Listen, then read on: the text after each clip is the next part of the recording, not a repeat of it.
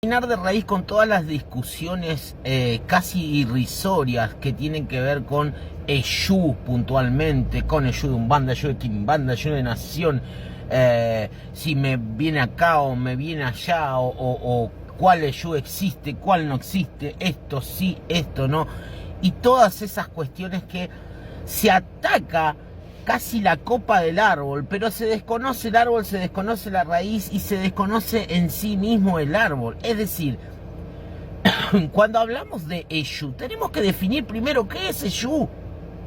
Porque si bien sabemos que la aproximación de Eshu es esfera, y digo aproximación porque desde la lengua yoruba al castellano difiere muchísimo gramaticalmente, difiere muchísimo en la estructura también. Hay 8 verbos, 12 adjetivos, creo que hay también 12 sustantivos, es decir, hay un montón de cuestiones que difieren de nuestra lengua, entonces no puede haber una traducción. Difiere gramaticalmente, difiere en el análisis morfológico, difiere sintácticamente también en la escritura.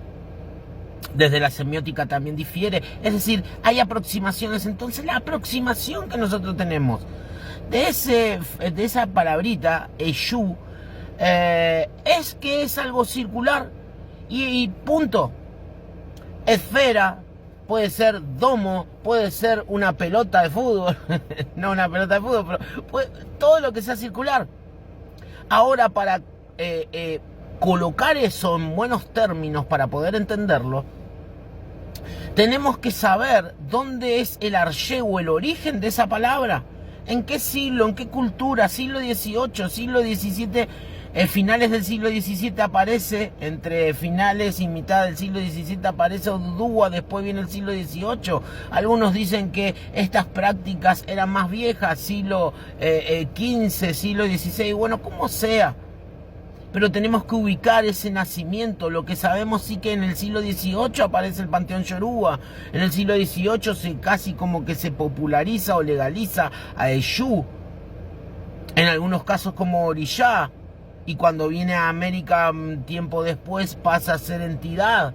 Y se pasa la semántica, se direcciona hacia un espíritu. Ahora lo que sabemos es que la aproximación es algo redondo. Entonces nosotros no podemos decir que Eshu es una pelota de fútbol, o que Eshu es un aro, o que Eshu es un domo, o que Eshu es una esfera o una dimensión espiritista. Porque quien profirió esa palabra para adjetivar a esa entidad o a ese misterio estaba en una cultura, en un tiempo y en un siglo y en un país, en una región, en un continente específico. Entonces tenemos que saber a qué se refería cuando hablaban de Eshu. Ahora voy a tratar de desglosar mi hipótesis para que se entienda. ¿Se dan cuenta que no nombré a Trancarrúa, no nombré a Tirirí, no nombré a nadie? O sea, estamos hablando de Eshu. Vamos a definir qué es Eshu. Si hablamos de dimensión espiritual, bueno, se sabe que la cuarta dimensión, que justamente es donde habita Eshu, es redonda, es circular, pero estos descubrimientos de la física no tienen más de 50, 60 años, entonces no me da la calculadora y los tiempos para yo cimentar y acreditar y decir, bueno, Eshu es la cuarta dimensión. Se hacía referencia a la cuarta dimensión. ¡No! Ahora si vamos al 1667 lo jugaron, al siglo XVII vemos el tema de Copérnico y cómo la Iglesia Católica a través de la Santa Inquisición lo juzga y lo mete en la hoguera y un montón de cosas. ¿Por qué? ¿Por qué razón? Porque el tipo no es que descubre el sol, no es que descubre que la Tierra es redonda, no.